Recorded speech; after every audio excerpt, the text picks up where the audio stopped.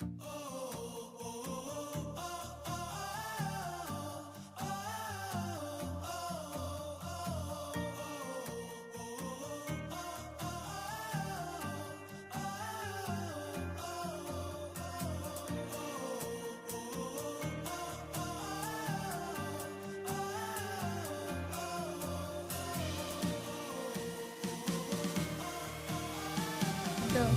ay nako, ay maraming natulungan ang paggawa ng palayok dito sa bayan ng San Juan. Kasi halos lahat ng mamamayan dito sa bayan ng San Juan ay sa paggawa ng palayok umaasa.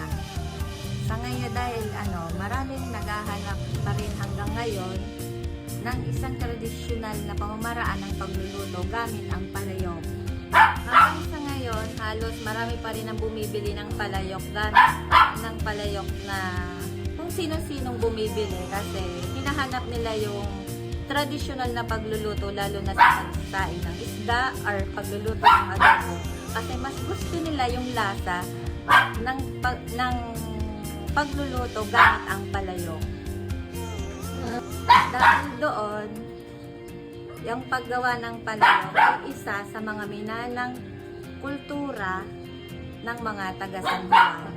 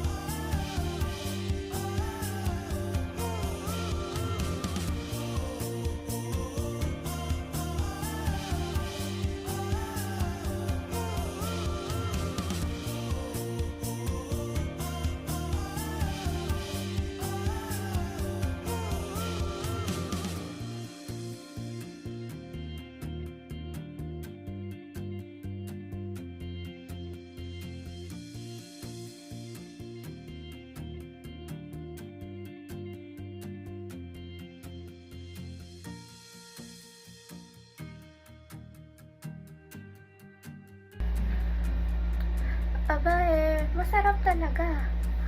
Ang lomi dito malasa, malapot ang sabaw at punong-puno ng sahog. May atay, kikiam, bula-bula, at itlog. Hindi lang mga taga rito ang mahilig, pati ang mga turista, binabalik-balikan. Sa karinderya ko nga araw-araw nauubos.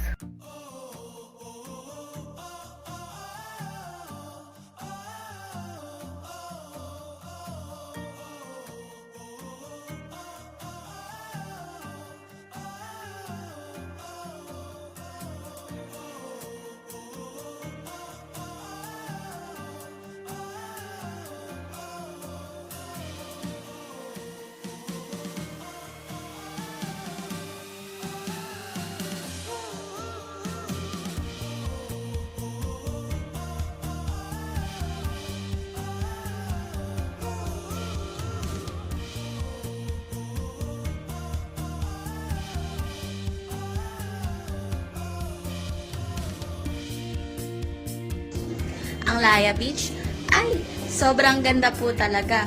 Pino ang buhangin at sobrang linis ng dagat. Perfect po ito para sa swimming, snorkeling, or relaxation lang. May mga resort din po dito na abot kaya.